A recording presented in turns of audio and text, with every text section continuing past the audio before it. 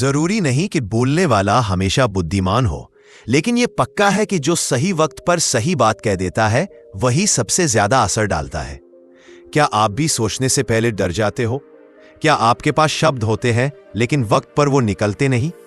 क्या आपके मन में बहुत कुछ होता है लेकिन जुबान तक आते आते सब गड़बड़ हो जाता है? अगर हाँ, तो ये वीडियो आपकी जिंदगी बदल सकता है, क्योंकि इसमें हम बात करेंगे उस किताब की जो आपको सिखाती है तेजी से सोचना और समझदारी से बोलना।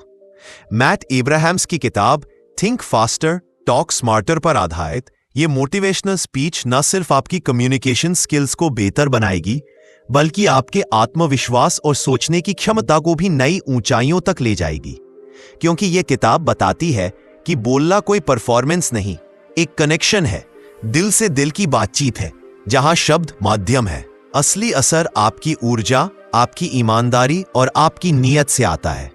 इस सफर की शुरुआत होती है उस डर को समझने से जो हमें रोकता है। इसलिए सबसे पहली सीख ये है कि डर सोच को ब्लॉक करता है। जब आप ये सोचते हो कि सामने वाला आपको जज करेगा या आप गलती कर दोगे, तो दिमाग का रास्ता जैसे बंद हो जाता है और जो बोलना था वो कहीं अटक जाता है। लेकिन अगर आप खुद से ये कहो कि सामने वाला भी इंसान है, उसकी भी कमजोरियां हैं, तो आप खुद को बराबरी पर महसूस करोगे, डर कम होगा और सोच खुलने लगेगी। दूसरी सीख ये है कि प्रवाह परफेक्शन से बेहतर है। आप जब अपने शब्दों को काबू में रखने की कोशिश करते हो तो वो कैद हो जाते हैं, लेकिन जब आप अपने मन की बात दिल से बहने देते हो जैसे कोई नदी बहती है, तो वो ज्यादा असर करती है। तीसरी सीख ये है कि आपकी अपनी कहानियां सबसे ज्यादा जुड़ाव बनाती है। जब आप अपने जीवन के छोटे छोटे अनुभव, अपनी गलतियां, अपनी मजेदार बातें साझा करते हो, तो लोग आपसे जुड़ते हैं और बातचीत में गर्मी आती है। चौथी सीख ये है कि मन का कचरा साफ करना जरूरी है। जब आप बीते हुए समय या आने वाले डर में उलझे रहते हो, तो वर्तमान की बातचीत कमजोर हो जाती है। इसीलिए बातचीत से पहले खुद को वर्तमान में लाना सीखो। पांचवी सीख ये है कि सुनना उतना ही जरूरी है जितना बोलना। जब आप पूरी तरह से सुनते हो, सिर्फ शब्द नहीं, सामने वाले की ऊर्जा, उसके इमोशंस, उसके हाव भाव भी, तो आपका जवाब भी उसी फ्लो में आता है जो ज्यादा प्रभावशाली होता है। छठी सीख ये है कि असल अभ्यास जिंदगी में होता है, न कि स्क्रिप्ट पर। बातों की रिहर्सल करने से बेहतर है कि आप हर दिन छोटी छोटी बातचीतों में खुद को आजमाओ, जैसे सब्जी वाले से बात करना, किसी से रास्ता पूछना, मीटिंग में सुझाव देना।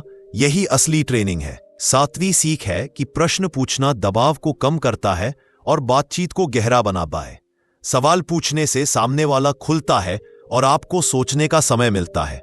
आठवीं सीख ये है कि रुकना कमजोरी नहीं, ताकत है। जब आप बोलते बोलते रुकते हो, तो सामने वाला आपकी बात पर ध्यान देता है और आपको सोचने का वक्त भी मिलता है। नौवीं सीख है कि आपका एनर्जी लेवल आपकी बातचीत की ताकत तय करता है। जब आप ऊर्जावान और पूरी तरह उपस्थित होते हो, तो आपकी बातें सीधे दिल तक पहुंचती हैं।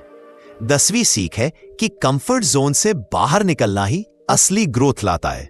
जब आप अनजान लोगों से बात करते हो, नए मंच पर जाते हो, अनजाने टॉपिक पर बोलते हो, तो आपकी सोच और बोलने की क्षमता दोनों तेज होती है। 11वीं सीख है कि खुद से जुड़ाव ही सबसे असली संवाद लाता है। जब आप अपने इमोशंस, अपनी सच्चाई, अपने अनुभवों को पहचानते हो, तभी आपकी बातें गहराई से निकलती हैं। 12वीं सीख यह है कि गलतियां करने से डरो मत, उनसे खेलो। जब आप गलतियों से घबराते नहीं बल्कि उन्हें एक्सप्लोर करते हो, तो डर हटता है और आप ज्यादा फ्लो में आते हो। 13वीं सीख है कि हर बातचीत एक प्रयोग है, कोई परीक्षा नहीं। जब आप हर संवाद को सीखने का मौका मानते हो, तो दबाव हटता है और क्रिएटिविटी बढ़ती है। 14वीं सीख ये है कि दूसरे की ऊर्जा को समझना संवाद को बेहतर करता है। जब आप सामने वाले के हाव भाव, टोन और फील को पढ़ते हो, तो आप बेहतर तरीके से जवाब दे सकते हो। 15वीं सीख है कि कम्युनिकेशन एक यात्रा है, मंजिल नहीं। इसमें ना कोई एक आखिरी स्टेप है, ना परफेक्शन, बस निरंतर अभ्यास, अनुभव और सुधार है। 16वीं सीख है कि स्पष्टता सोचने की रफ्तार को बढ़ाती है। जब आप मन में ज्यादा क्लैरिटी रखते हो कि क्या बोलना है, क्यों बोलना है, तो शब्द आसानी से बहते हैं। 17वीं सीख है कि बॉडी लैंग्वेज भी उतनी ही बोलती है जितनी जुबान। हाथों की चाल, चेहरे के हाव भाव, आंखों का संपर्क, ऑल ऑफ इट मैटर्स। 18वीं सीख है कि सुनने में भी इरादा हो। सिर्फ जवाब देने के लिए ना सुनो, समझने के लिए सुनो। 19वीं सीख है कि बातचीत में अपने अनुभवों को उदाहरण के रूप में लाओ। इससे आपकी बातें ज्यादा याद रखी जाती है। 20वीं सीख है कि खुला माइंड नई सोच को आमंत्रित करता है। जब आप जिज्ञासु रहते हो और अपनी सोच को फिक्स नहीं रखते, तो आप ज्यादा समझदारी से जवाब देते हो। 21वीं सीख यह है कि ध्यान केंद्रित करने की कला सीखो। बातचीत के समय सिर्फ उसी पल में रहो, बाकी सब भुला दो। 22वीं सीख है कि फोकस टूल्स का इस्तेमाल करो, जैसे सांस पर ध्यान देना, पॉज लेना, शब्दों को दोहराना। 23वीं सीख है कि बातचीत में छोटे पॉइंट्स को पकड़ना सीखो। इससे सामने वाले को लगता है कि आप ध्यान से सुन रहे हो। 24वीं सीख है कि सवाल पूछने का ढंग भी जरूरी है। खुला सवाल ज्यादा बातें लाता है। 25वीं सीख यह है कि अपने शब्दों की बजाय अपने इरादों पर ध्यान दो। आपकी नीयत साफ है तो आपके शब्द असर करेंगे। 26वीं सीख है कि बातचीत में थकान ना आने दो। थोड़ा उत्साह, थोड़ा हास्य, थोड़ा अपनापन जरूरी है। 27वीं सीख यह है कि हर नई बातचीत एक नया अभ्यास है, इसमें उत्सुकता रखो। 28वीं और आखिरी सीख यह है कि बोलना सीखने से ज्यादा जुड़ना सीखो। जब आप किसी से दिल से जुड़ते हो तो भाषा, उच्चारण, लहजा ऑल बिकम सेकेंडरी।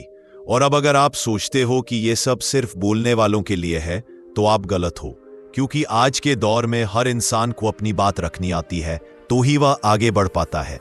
चाहे आप इंटरव्यू में हो, स्टेज पर हो, रिश्तों में हो या अपने करियर में। इसीलिए अगर आप सीखना चाहते हैं तेजी से सोचना, समझदारी से बोलना और गहराई से जुड़ना, इन सीखें आपकी जिंदगी की दिशा बदल सकती है।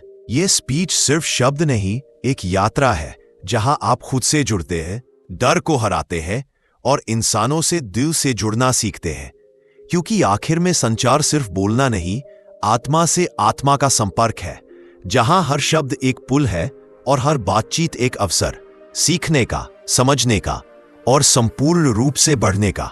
अगर इस वीडियो ने आपको जरा भी मोटिवेट किया है तो कृपया इसे लाइक जरूर करें और ऐसी ही प्रेरणादायक सोच के साथ जुड़े रहने के लिए चैनल को सब्सक्राइब करें। मैं आपसे मिलूंगा कल एक नए जोश और नई दिशा देने वाले वीडियो के साथ। तब तक के लिए अपना और अपनों का ख्याल रखिए, मुस्कुराइए, आगे बढ़िए और खुशियां बांटते रहिए। जय हिंद, जय भारत।